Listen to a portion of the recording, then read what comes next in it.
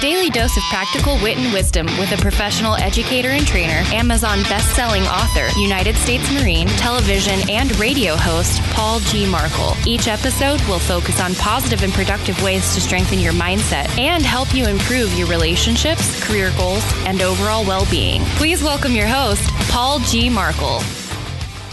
Welcome back to Morning Mindset. And welcome back to our discussion of the United States Marine Corps leadership traits.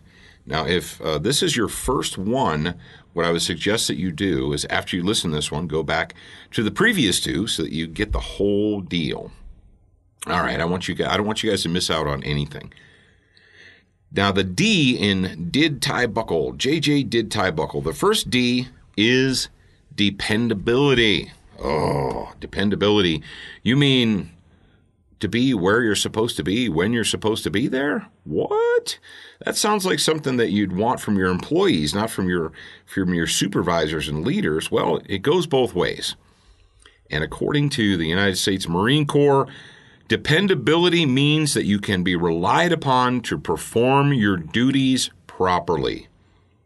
It means that you can be trusted to complete a job.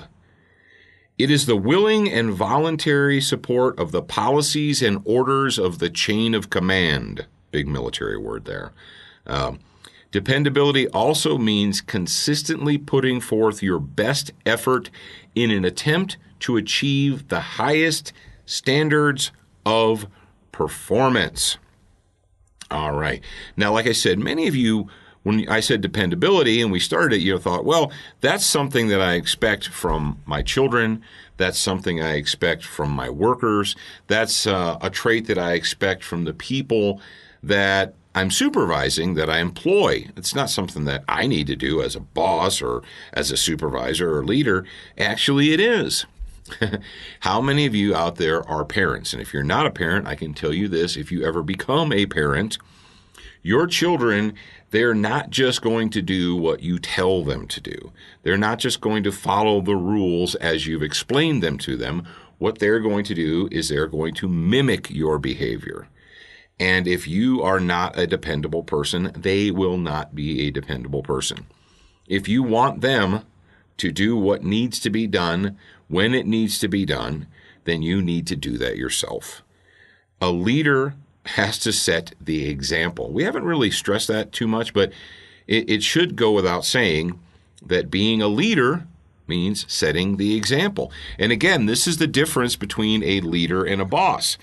A boss doesn't have to be trusted to complete the job to the highest standard possible.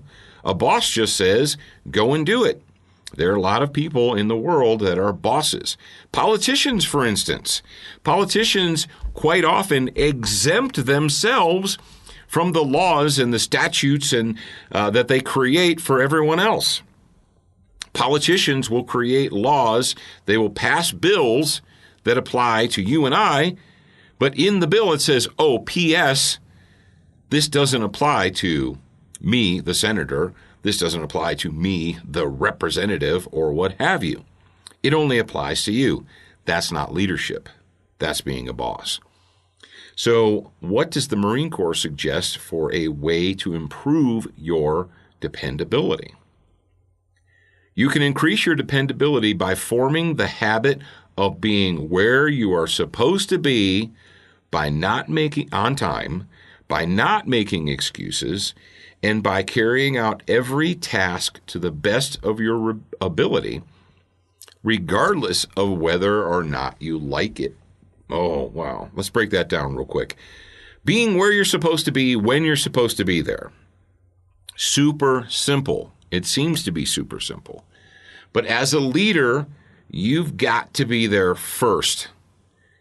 If the workday starts at 8, 8:30, 9, 7:30, 6:30, I don't care. Doesn't matter when the workday starts. If you're supposed to be there, if everyone is supposed to be there, you need to be there. And the fact of the matter is, if you expect all of your people to be at work, clocked in, ready to begin the day at 8, and you don't show up until 8:15, they're going to not show up until 8:15 or 8:10 or whatever, because why in the world should I be here on time if the person who's in charge can't even make themselves get here on time? Yes, I know that there are reasons sometimes why you can't, but there's a difference between an occasional being late and being late consistently just because, well, I'm the boss and I can show up whenever I want to. Okay, you can't do that. A leader can't just show up whenever they want to. A boss can, because he's like, I'm a boss and I'm going to show up whenever I want to, and if you don't show up on time, I'm going to punish you. That's not how we inspire others. That's not how we inspire enthusiasm in others. Be where you're supposed to be on time. When I was in the United States Marine Corps, the rule of thumb was quite simple. If you're supposed to be in formation or wherever at a set time, you needed to be there 15 minutes early. We were always told, if you're not 15 minutes early, you're late. And you say, that doesn't make any sense. That's crazy Marine Corps thinking. But the fact of the matter is, you need to be where you're supposed to be on time. All right, where else are we at here? It says, don't make excuses. Excuses versus reasons. It kind of sounds like something that we've discussed previously on Morning Mindset, the difference between an excuse and a reason. If you couldn't be where you were supposed to be or you couldn't do what you were supposed to do, legitimately, you need to address that and say, all right, was there a reason why this did not get done? Or was it just an excuse? Didn't feel like it, was tired, got distracted, whatever. Those are excuses. And also, do the best of your ability. Perform the task to the best of your ability, regardless of whether or not you like or agree with it. And this one, it may not so much apply to the normal civilian world, the civilian workplace, but in the military, you need to do the job. You need to meet the assignment. You need to focus on the mission. And quite often, if you are a leader, now, for instance, if you're a corporal or a sergeant or what have you, or a lieutenant, or everybody has a boss and everybody has somebody over them. So you're a corporal and you have a squad that you're in charge of. And the staff sergeant comes to you, the corporal, and says, you need to take your squad and go do blank. And you realize that it's a crap job, that it's not a fun job, that the people aren't going to like it.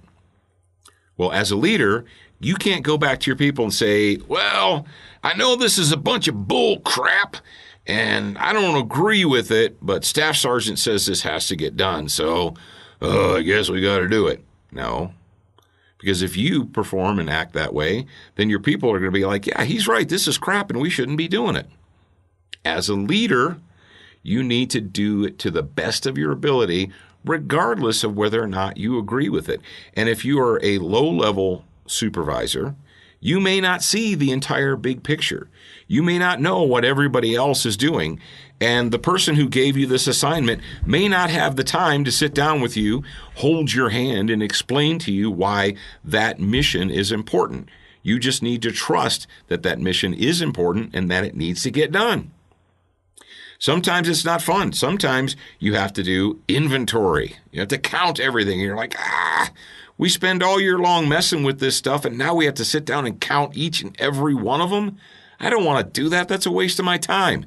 Yes, but it needs to be done, does it not? Yes, it does.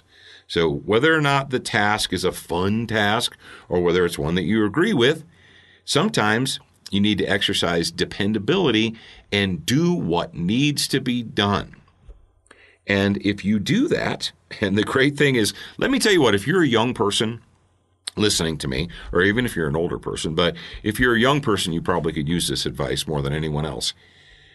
Do you want to have a good job? Do you want to be promoted in your job?